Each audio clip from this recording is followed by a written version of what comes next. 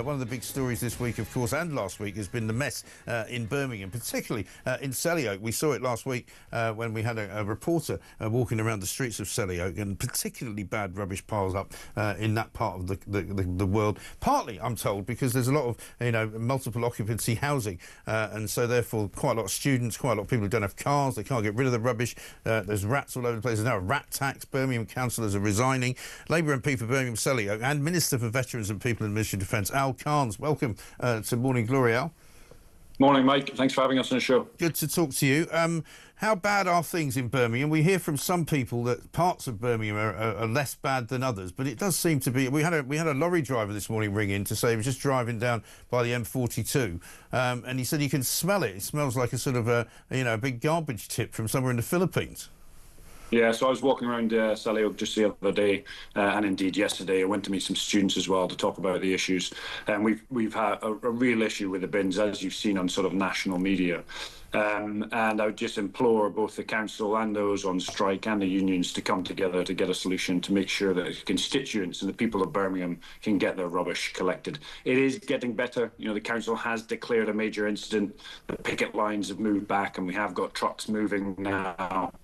We've got one rubbish collection a day, but it's nowhere near the service required for such a major city in the UK. Right. I mean, this dispute's been going on since about the beginning of the new year, it seems to me. And I'm told it's only about a relatively small number of actual bin men. It is. It's to do with a small number. It's to do with the grades of people in the trucks themselves. I don't necessarily want to get into detail of the negotiation.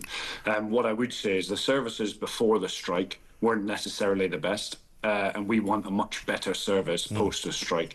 So I just implore the parties involved to get together. We've worked with the police to pull the picket lines back to get those trucks moving. That major incident being declared was absolutely required. It was supported obviously by government. The Deputy Prime Minister and the Minister for Local Governments has stepped in as well. It's a real issue. You can see some of the shots on your screen there. It is getting better, but it's nowhere near what is required for the constituency either in Selly Oak or for broader Birmingham. I mean, some people said to me that the government and ministers from the government, I don't mean you in particular, but should be doing more. Angela Rayner, Minister for Levelling Up and all of that, whatever it's now called.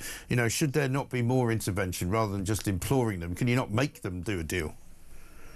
Well, the Deputy PM did step in. The whole government stepped in, and that's why we saw the major incident declared. That's how we saw the police now getting involved and pushing those picket lines back. So there's been a lot of active work, but not just the day-to-day news in Parliament, but actually behind the scenes. And the negotiators are working really hard to come to a solution. But what I would say is we want a really good service post, this strike, and that service must be representative of the second biggest city in the UK, which is obviously Birmingham. It says here in The Sun that you are Britain's toughest MP, and apparently you're going to climb Everest. Is this right? And you're going to use some kind of controversial gas to do it? Yeah, so we're going up in 7 days. Couldn't take time off work for any longer than that, so we're doing it for veterans charities, a great cause. So if anyone's interested in supporting us, that would be super. We're trying to break the record. It was 21 days to get to the top and back. We're trying to do it in 7 days, myself and 3 other veterans. Yeah. Which is a great little challenge. And lots of volunteers out there hold up the council. They hold up lots of different parts of society. So why me as a minister? Why can I not do something above and beyond my job? Okay. Well, I mean, we'll watch that with some interest. I mean, they have a problem with rubbish on Mount Everest as well. So I hope you're not going to take any there and leave it behind. Well, that's a really good point. It's one of the reasons why we're doing it quick. No trace, no waste. So it's going to be nice and fast. I just want to ask you one more final question. We had Luke Pollard on, one of your other ministers, a couple of weeks ago, and he was hoping to pass on to you a letter that we'd received from the father of one of the young men who was a Red Cap back in Iraq in 2003, who lost his life. This is John Miller, who's also got another son already in the armed forces as well, and he's looking and has been looking for a long time for some kind of justice for his son. And I know it's a very long time ago, and he's tried it through various different ministers and various different Secretary of State for Defence, and I promised him that I would put this to you. Were you able to get that letter from Luke Pollard? Do you know if it was passed to you? If so, have you got any update for us? So I will go and make sure that that letter gets to me and I look into it. But the reality is there's been a lot of turmoil in Iraq between the incident and now. And what we're trying to do is really work with the Iraqi government to hold people to account for the loss of his son. So we are working on it, and and so are the FCDO. But I'll absolutely get on that letter and make sure that we follow up with. Appreciate that. So can we give him some hope that at least the circumstances of the death will be investigated properly?